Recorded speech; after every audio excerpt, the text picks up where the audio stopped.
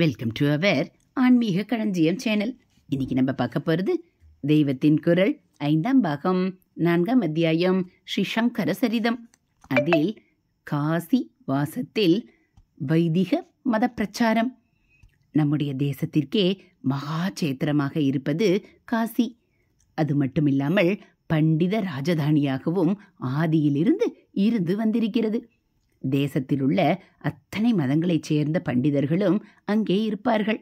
அதனால் அங்கே போனால்தான் எல்லாரிடமும் எடுத்து சொல்லி அவசியமானால் வாதம் பண்ணி வேத மார்க்கத்தையும் அதன் உச்சியான அத்வைதத்தையும் சீக்கிரத்தில் ஸ்தாபிக்க முடியும் என்றே ஆச்சாரியாலை அவருடைய குரு அங்கே அனுப்பினார். அப்படியே காசிக்கு போய் ஆச்சாரியால் கங்கையின் மணிகர்ணிகா கட்டத்தில் உள்ள முக்தி மண்டபத்தில் இருந்து கொண்டு உபதேசம் பண்ண ஆரம்பித்தார். 7 முக்தி சேத்திரங்களில் காசி ஒன்று.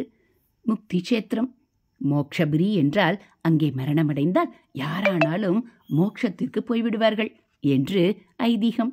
அயோத்தி, வடமதுரை, ஹரித்வார், அவந்தி, துவாரகை இன்னும் 5 வட தேசத்திலேயே இருக்கின்றன. பாக்கியுள்ளது காஞ்சிபுரம். சப்த மோக்ஷபுரிகளில் தட்சிணத்தில் இருப்பது இது ஒன்றுதான்.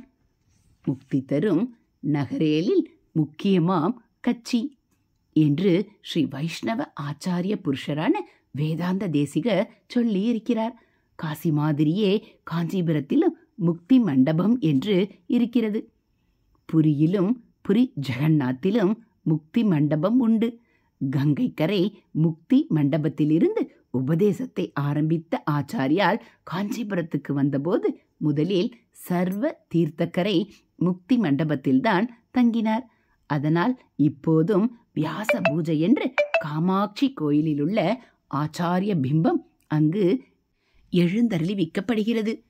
சூத்திர பாஷ்யமோ என்று பிரமிப்பாக கேட்கிற வழக்கம் இன்றைக்கும் இருக்கிறது.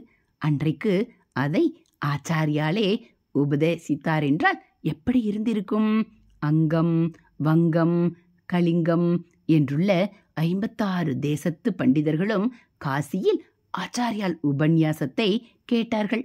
பாண்டித்யம், ஆஸ்திக்யம் இரண்டும் உள்ளவர்களாக இருந்த எல்லோரும் இப்படி ஒரு அபார தேஜஸ்வி இத்தனை சிறு வயசில் அபாரமான ஞானத்தோடு சொல்கிறாரே என்று சரணத்தில் விழுந்து பாஸ்யாமிர்தத்தில் திளைத்து ஆனந்தப்பட்டார்கள். மாற்று அபிப்பிராயம் உள்ளவர்களிலும் திறந்த மனசுள்ளவர்கள் இவர் சொல்வதுதான் தத்துவம் என்று எடுத்துக்கொண்டு சிஷ்யரானார்கள். அவர்கள் தாங்கள் தெரிந்து கொண்டதை தங்கள் ஊருக்கு போய் பிரச்சாரம் பண்ணினார்கள். அதனால் சட்டென்று ஒரு பெரிய திருப்பம்.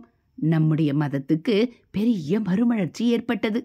எதற்காக அவதாரம் ஏற்பட்டதோ அந்த பணி நடக்க ஆரம்பித்தது.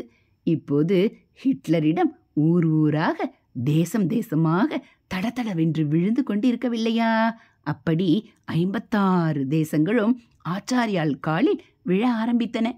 ஹிட்லர் ஜெயிப்பதில் ஆச்சரியமில்லை. சாதாரணமாக கெட்டதுகள்தான் கிருகிருவென்று பரவுகிற வழக்கம். ஆனால் ஆச்சாரியாலின் ஆத்மசக்தி, அறிவு சக்தி, அனுகிரக சக்தி எல்லாம் சேர்ந்ததில் நல்லதற்கும் இப்படியொரு அதிசயமான வளர்ச்சி ஏற்பட்டது. ஹரஹர சங்கர, ஜெய ஜெய சங்கர, மகாபெரிவாச்சரணம். இது போல தெய்வத்தின் குரல் பகுதிகளை நீங்கள் தினந்தோறும் கேட்கணும் அப்படின்னா மறக்காமல் நம்ம சேனலை சப்ஸ்கிரைப் பண்ணுங்கள். கூடவே வெள்ளைக்கானை கிளிக் பண்ணி ஆளுங்கிற பட்டனையும் அழுத்திடுங்க. அப்போ நம்ம படிக்கக்கூடிய தெய்வத்தின் குரல் பகுதிகள் உங்களுக்கு உடனே நோட்டிஃபிகேஷனாக வந்துடும். நம்ம சேனலில் வரக்கூடிய தெய்வத்தின் குரல் பகுதிகள், மகாபெரிவா மகிமை, ஆன்மீக கதைகள், ஆன்மீக தகவல்கள், மகாபெரிவா அருள்வாக்கு, ஸ்லோகங்கள் எல்லாம் உங்களுக்கு பிடிச்சிருந்தா ஒரு லைக்கும் கமெண்ட்டும் கொடுத்து உங்களுக்கு தெரிஞ்சவங்களுக்கும் ஷேர் பண்ணுங்க. ஹரஹர சங்கர, ஜெய ஜெய சங்கர, ஹரஹர சங்கர, ஜெய ஜெய சங்கர, மகாபெரிவாச்சரணம். தேங்க்யூ.